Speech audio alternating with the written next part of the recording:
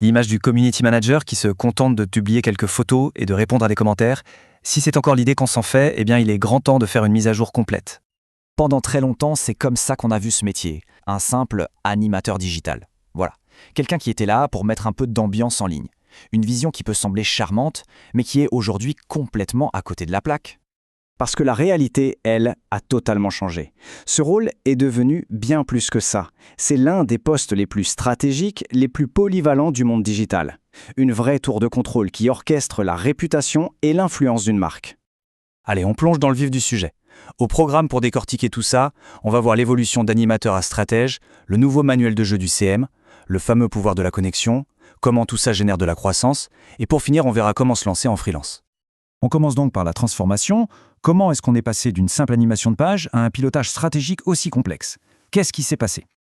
Alors là, le contraste est radical. Hier, l'émission était très tactique. Publier, modérer, suivre quelques chiffres. Aujourd'hui, on parle d'intégration de l'intelligence artificielle, de gestion de crise réputationnelle, d'alignement avec la stratégie globale de l'entreprise et d'analyse de données vraiment poussée. C'est un autre monde. Alors, qu'est-ce qui a bien pu provoquer cette mutation? En gros, il y a 3 grands facteurs. D'abord, l'IA, bien sûr, qui automatise pas mal de tâches répétitives. Ensuite, une demande de polyvalence qui est juste devenue extrême. Le CM est à la fois créateur, gestionnaire de crise, diplomate. Et enfin, le point le plus important, on ne court plus après les likes. Non. Le but du jeu maintenant, c'est de construire de la confiance et de l'authenticité. Passons à la pratique. Concrètement, ça ressemble à quoi la journée d'un community manager aujourd'hui? C'est quoi son manuel de jeu? Ces missions, c'est un vrai travail de chef d'orchestre. Il doit créer des contenus hyper variés, analyser la performance en temps réel, mais aussi maîtriser tous les nouveaux outils d'IA.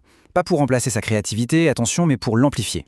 C'est aussi un capteur, une sorte de vigie, qui doit sentir les tendances et désamorcer les crises avant qu'elles n'explosent. Et tout ça, bien sûr, en gardant toujours en tête les objectifs de l'entreprise. Et cette intégration de l'IA, ce n'est pas juste un petit détail. Ce chiffre, il est assez parlant. Les offres d'emploi dans les secteurs les plus exposés à l'IA générative ont bondi de 274% en quelques années à peine. Le métier de CM est pile au cœur de cette révolution. Mais il y a une chose qu'il faut bien comprendre, l'IA n'est pas là pour remplacer le community manager. C'est un amplificateur, un super assistant si on veut. Elle s'occupe de tout ce qui est répétitif pour que l'humain puisse se concentrer sur ce qu'une machine ne fera jamais, la stratégie, l'émotion, l'empathie. Et ça nous amène au cœur du réacteur, au vrai secret de ce métier, le pouvoir de la connexion. Parce que malgré toute la technologie du monde, l'essence du job reste profondément humaine. D'ailleurs, une des stratégies les plus efficaces aujourd'hui, c'est de créer des micro-communautés. L'idée, ce n'est plus de crier dans le vide en espérant parler à des millions de gens, non, c'est de créer des petits espaces de confiance, des niches, où les échanges sont riches, pertinents, la qualité avant la quantité, toujours. Et pour y arriver, le CM doit maîtriser une nuance qui peut paraître subtile, mais qui est cruciale, la différence entre la voix et le ton. La voix, c'est la personnalité de la marque, elle ne change pas. Le ton, par contre, c'est l'émotion, c'est l'adaptation au contexte. On n'annonce pas une super nouvelle avec le même ton qu'on utilise pour gérer une plante, c'est logique. C'est tout cet art de l'adaptation qui crée une vraie connexion. C'est exactement ce que résume Stéphane Torregrosa, un expert du domaine. Au final, c'est bien la relation humaine et la sincérité qui font toute la différence. C'est ça, la vraie valeur ajoutée du community manager. C'est bien beau tout ça, la connexion, la confiance, mais est-ce que ça se traduit en résultats concrets pour l'entreprise? La réponse est un grand oui. Voyons comment le community management peut générer une croissance bien réelle. Les chiffres sont là et ils sont clairs. Une étude d'Ipsos nous montre que plus de la moitié, 53% des PME français sur Instagram, ont vu leur vente augmenter grâce à la plateforme. Ce n'est pas juste de la visibilité pour faire joli, c'est du business. Et ce n'est pas tout. 61% de ces mêmes entreprises considèrent que c'est le meilleur canal pour la découverte de leurs produits. Le community manager n'est plus en bout de chaîne, il est tout au début du parcours d'achat. Et ça s'explique très bien dans notre économie mobile first, où tout se passe sur l'écran d'un téléphone. C'est ce storytelling visuel et authentique qui est devenu la porte d'entrée principale vers de nouveaux clients. Prenons des exemples concrets pour bien illustrer. Peppermint, une marque de papier peint, a réalisé que la plupart de ses clients en boutique physique avaient découvert la marque sur Instagram. Ou encore Ayou Cactus. 75%, les 3/4 des visiteurs de leur magasin éphémère les avaient trouvés là. C'est la preuve d'un impact direct et mesurable.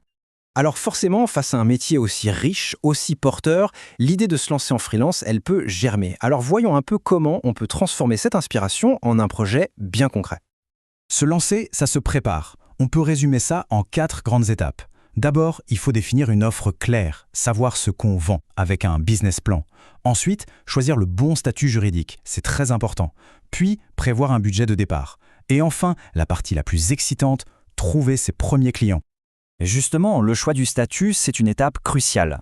Pour commencer, le statut de micro-entrepreneur est souvent le plus simple. Mais attention, si l'activité se développe bien, des statuts comme la SASU ou l'ERL peuvent devenir plus intéressants, notamment parce qu'ils permettent de déduire ses charges et de protéger son patrimoine personnel. Parlons un peu argent. Le taux journalier moyen, en France, se situe en général entre 250 et 400 euros.